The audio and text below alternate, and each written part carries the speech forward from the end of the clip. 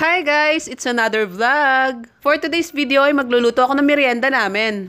Hinugasan ko na kayong mga patatas at sinimulan ko na rin balatan ng mga ito.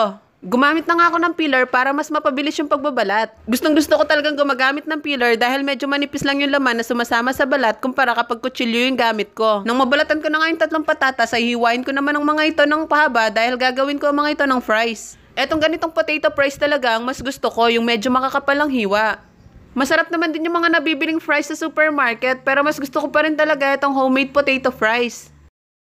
Mga ilang minuto nga lang natapos ko na din hiwain yung mga patatas at hinugasan ko na nga din ulit ang mga ito. Pagkatapos nga isasalin ko naman yung mga patatas sa isang bowl dahil lalagyan ko naman ng mga ito ng cornstarch. Mga 2 kutsara nga yung ilalagay ko. Tatansyahin ko lang para makoat lahat ng patatas. Pagkatapos nga itatakloban ko ng plato dahil aalog-alugin ko ang mga ito. Ito yung mabilis na paraan para makoat lahat ng cornstarch yung mga patatas. Habang ang piniprepare ko yung mga fries ay nagpainit na ako ng mantika sa kawali para may luto na kaagad. Paano pa naman kasi ay nagugutom na ako at gustong gusto ko na talagang kumain ng fries. Nang matapos ko ang alug-alugin ng mga ito at mainit na yung mantika ay naglagay na din ako sa kawali. Konti na nga lang pala yung mantika namin kaya naman wag na kayo magtanong kung bakit hindi naka-deep fry. Sabi nga nila pwede na yan kesa sa wala. Gagawin ko na nga lang 2 batch yung pagluluto dahil baka magdikit-dikit at hindi maluto ng maayos. Napakagaling nga naman itong videographer ko, may pa-zoom effect pa. At mga ilang minuto nga lang ay medyo nag-brown na ang mga ito kaya naman pwede na at hanguin ko na ang mga ito.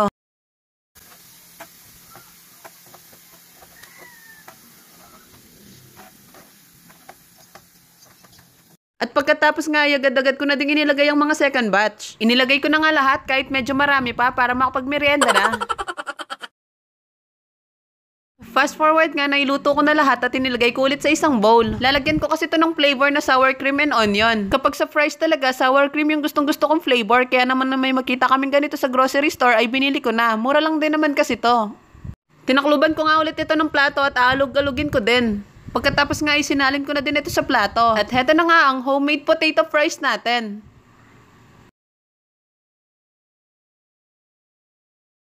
Niredy na nga ng asawa ko yung mesa dito sa labas dahil dito kami magmimerienda. At syempre, dahil coffee is life, hindi pwedeng mawala yung kape kapag merienda time na. Eto naman nga ang asawa ko, gusto pa niya mag-cheers daw kami. Merienda na tayo guys. At syempre, hindi mawawala ang ketchup kapag may fries. Partner na talaga yung dalawang yan. Buti pa ang fries may partner, no? Yun lang muna for today's video. Thanks for watching.